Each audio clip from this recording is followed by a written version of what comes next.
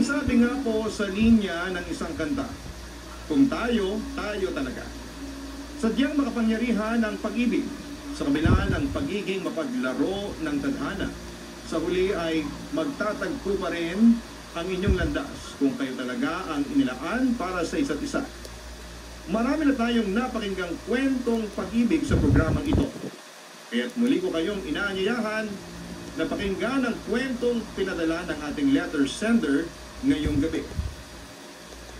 Dear Papa Dudut, magandang araw po sa inyong lahat at sa mga magiliw na tagapakinig at taga-subaybay ng inyong programang Papa Dudut Stories. Una sa lahat ay gusto ko pong magpasalamat sa chance na ibinigay ninyo sa aming mga listeners na may bahagi ang mga kwento ng aming buhay, mapaituman ay kwento ng pag-ibig, pag-asa o katatakutan. Ako nga pala si Sydney, 27 years old at kasalukuyang nagtatrabaho bilang isang bank manager. Masaya naman ako sa buhay, Papa Dudut, kung ako po ang tatanungin ninyo. Masaya dahil na-meet ko na ang lalaking mamahalin ko sa habang buhay.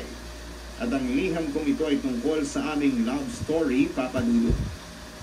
Una sa lahat ay pasensya na kung hindi gaano kaganda ang paglalahad ko ng aking istorya. First time ko kasing sumulat sa ganitong klase ng programa. Isa pa ay huwag sana kayong maumay sa ikakwento ko dahil gusto ko lang talagang ibahagi kung gaano kaganda, kapait at kasayang love story namin ng aking hobby. Eto na nga, hindi na ako magpapatumpik-tumpik pa at sisimulan ko na ang pagkakwento. Lumaki ako dito sa lungsod ng Maynila, Papa Dudut. Dito na ako nagkaisip at nagdalaga. Bata pa lamang ay nangangarap na ako na makilala ko ang taong mamahalin ko ng habang buhay. Naalala ko nga noong grade 5 nang minsan pinasulat kami ng aming teacher kung anong dream namin paglaki. Isinulat ko sa papel na sana ay makilala ko na ang magiging Prince Charming ko. Tandang-tanda ko yun dahil napagsabihan ako ni Mama ng tungkol doon. Hindi naman niya ako pinagalitan, pinagsabihan niya lamang ako na huwag ko raw mamadaliin na makilala ang taong magpapasaya sa akin. Dahil sabi niya, there's more to life than meeting your special someone. Pero dahil bata pa ako, hindi pumasok sa isipan ko ang sinasabing yun ni Mama. Ewan ko ba? Dala siguro ng hilig ko sa panonood ng mga Disney princess at mga Barbie movies to. Kaya ganoon na lamang ang pagnanais ko na makilala ang tao magpapatibok ng puso ko. Nang tumutong ako ng first year high school ay mas pinagigihan ko ang pag-aaral. Wala na rin sa isipan ko ang kagustuhan na ma-meet ang Prince Charming ng buhay ko. Dahil noong grade 6 ay graduate ako bilang salutatorian at pinangako ko kay Mama na sa pagtungtong ko ng junior high school ay susumpitin ko ang titulong valedictorian. Pero naisip kong mababago yata ang ihip ng hangin dahil nakilala ko si Prince. Si Prince ay palagi ang kalaban ko pagdating sa honor roll. Paano ay graduate siyang bilang valedictorian noong siya elementary at talagang magaling siya, Papa Dudut. Hindi lang sa academics, kundi maging sa extracurricular activities na rin. Bukod sa matalino si Prince, napakagwapo pa niya. Mapulang labi, pinkish white ang pisngi, mahaba ang pilik mata at napakaputi ng ngiping pantay-pantay. At masasabi kong kutis mayaman. Buong Pinoy pero itsurang may lahi si Prince, Papa Dudut. Dumating sa punto na nagpapaubaya ako para kay Prince pagdating sa pagiging competitive. Opo, Papa Dudut. Nahulog yata ako sa kanya. Ewan ko ba, hindi ko rin maintindihan ang sarili ko noon. Kabata-bata ko pa ay ganun na ako kung ma-in-love. May isang beses noon... I'm in critical condition, Master. Please plug me in. Malapit ang division contest. Nakatitig lamang ako sa kanya habang nagdodrawing siya. Bukod sa matalino, si Prince ay napaka-talented pa niya pagdating sa pagguhit. Kaya nga siya ang kinuha sa category ng editorial cartooning noon. Alam mo ba, Papa Dudut, na hindi na ako nakapagsulat ng balita dahil sa buong oras na magkasama kami sa journalism room ay halos pagtitig lang kay Prince ang ginawa ko. Bumalik na lamang ako sa wisyo ng kalabitin ako ni Maya, nakaklase at kaibigan ko rin, nakasama rin namin sa journalism club. Ano na, Sydney? Wala ka nang ginawa dyan kung hindi ang titigan si Prince. Natatawang sabi pa nito. Narinig pa yata ni Prince ang sinabi niyo ni Maya, kaya napalingon ito sa amin habang umiiling-iling at nakangisi. Anong nakatitig ka dyan? Hindi kaya pagtatanggi ko. Kung hindi ka nakatitig, bakit wala ka pang naisusulat na balita dyan sa papel mo? Blanco pa rin, oh. Tuboy nito sa papel na hawak ko. Syempre, nag-iisip pa ako. Hindi ko naman kasi napanood yung pinapagawang balita sa akin ni Coach. Wala akong ideya dito. Mangangatwiran ko pa. Sus, ayaw mo pang aminin. O siya, sige na. Maiwan na muna kita dyan. Gutom na kasi ako. Tapos na ako sa pinapagawa ni Coach. May ipapabili ka ba? Sasabay na kita. Wala. Hindi pa ako gutom eh. Sige na, kumain ka na muna. Pagkasabi ko noon ay lalabas na sana si Maya ng journalism room nang bigla siyang tinawag ni Prince. Maya, pwede ba ako makisuyo? Magpapabili sana ako ng chicken sandwich. Wika nito. Oo naman, ilan? 2. Bigling sagot nito, sabay mo ng pera kay Maya. Okay, hintay mo na lang ako dito. Diyan muna kayo Paalam pa ni Maya. Nang umalis si Maya para pumunta ng kantina ay medyo naging awkward ang oras na yun para sa amin ni Prince. Walang nag-first move na makipag-usap. Hindi pa naman kasi kami gaano ka-close kahit na magkaklase kami. Kaya wala rin kaming mapag-usapan. Kung mag-uusap man kami ay casual lamang at laging tungkol lamang sa school-related activities. Ang makabalik na nga si Maya ay medyo gumaan ang pakiramdam ko. At least ay hindi na masyadong awkward ang atmosphere. Ito na yung pinabibili mo, Prince. Ang wika ni Maya sabay abot kay Prince ng chicken sandwich na pinapabili nito. Salamat. Tipid na tugon nito. Sydney, para sa itong isa, saad nito sabay abot niya sa akin. Natulala naman ako doon at tandang-tanda ko ang nararamdaman ko noon, Papa Dudut. Bumilis ang tibok ng puso ko. Sabi pa nga ni Maya ay namula ang pisngi ko. Para sa akin, naguguluhang tanong ko. Oo, ayaw mo ba? Hindi naman, sabi ko sabay abot ng inaalok niyang pagkain. Kumain ka muna, wika pa nito. Papadudot sobra-sobrang kilig na nararamdaman ko noon. Parang gusto kong sumigaw sa labis na tuwa. Kita ko pa nga ang reaksyon ni Maya noon na parang kinikilig din para sa akin. Hanggang sa makauwi, hindi mawala sa isipan ko ang ginawang yun ni Prince. Simple lang, papadudot, ngunit napakalaking impact para sa akin. Dahil din tuloy doon ay mas lumalim pa ang paghanga ko sa kanya, papadudot. Hanggang sa makatuntong kami ng 2nd year at 3rd year ay magkaklase pa rin kami. At parehas pa rin kaming nasa section 1. Minsan din ay nagpapalitan lang ang pangalan namin sa honor roll. Kung hindi ako ang top 1 ay siya. Top 3 naman ang kaibigan kong si Maya. Naging maganda na rin ang samahan namin dahil sa tagal naming magkakaklase. Kung noong 1st year high school ay hindi pala kibo at bibigyan ng makipag-usap si Prince. Nang mag 3rd year high school kami ay lumabas na ang kulit at tunay niyang ugali.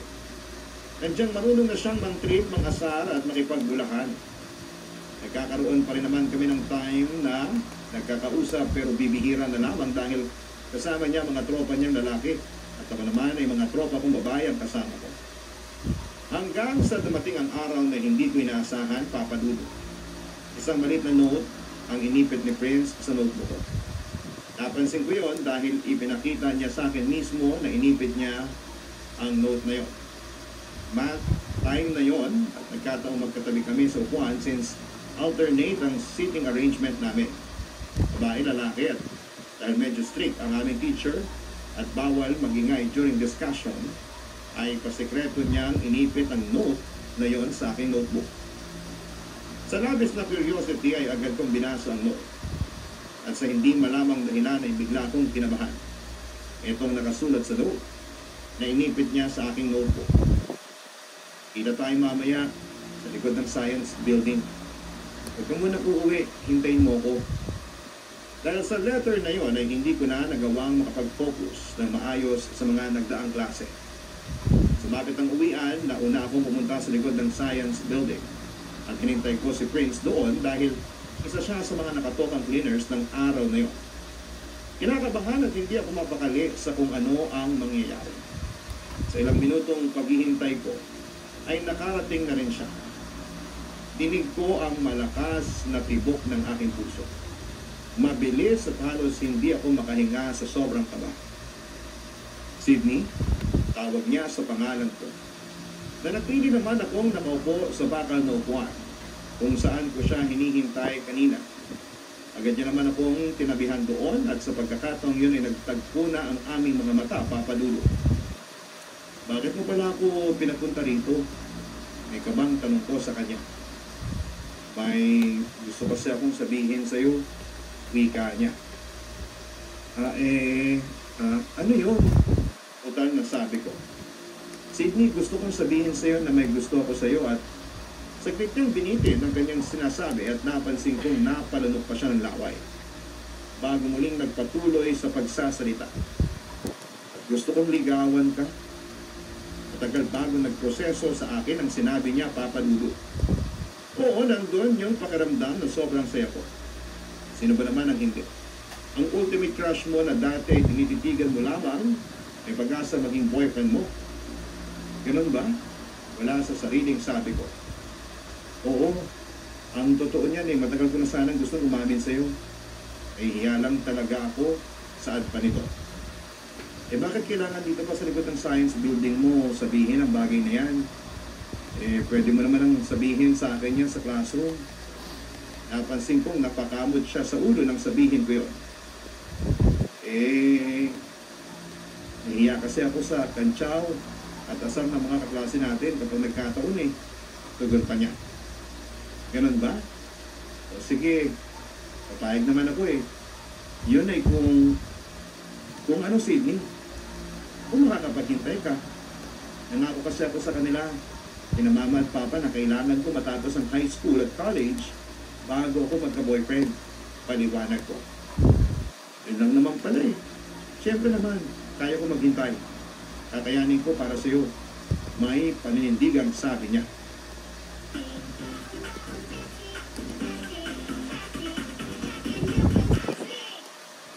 I have found the answer to all her prayers. The virus that kills soups, they all gotta go. From now on, no more rules. How many of you guys are actually getting worse at your jobs?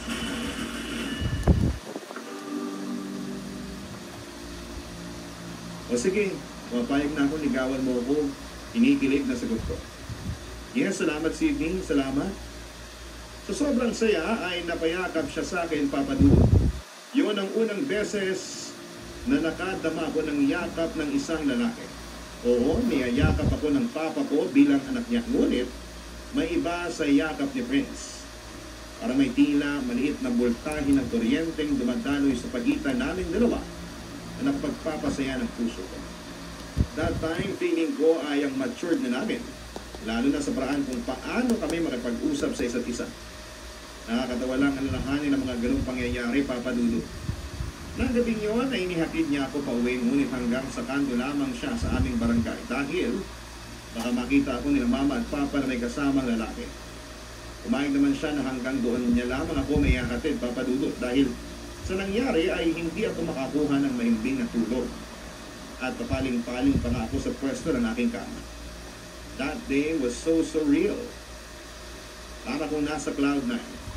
Ang tanging tumatakbo sa isipan ko ng mga oras na yun ay si Prince at ang naging confession niya sa akin, Papa Dudu. Lumipas nga mga araw na naging consistent naman si Prince sa mga gestures na pinapakita niya sa akin bilang manliligaw. Naisip ko na nga rin na baka mamaya ay magsawa siya dahil ang sabi ko sa kanya ay pagkatapos namin ng college at saka ko lang siya sasagutin.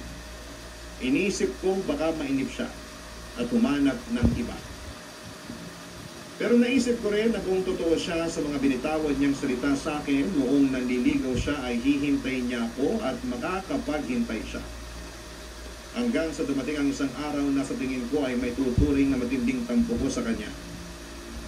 Natatandaan ko pa, Papa Dudut, third quarter yon noong kami ay nasa third year high school student pa lamang. Isang babae na nagngangalang Mary ang nag-transfer sa aming school. Maganda yung Mary, Papa Dudut. Kung itatapat sa akin ay walang-wala ako. Hindi ako tumapad sa kalingkingan niya. Aaminin ko.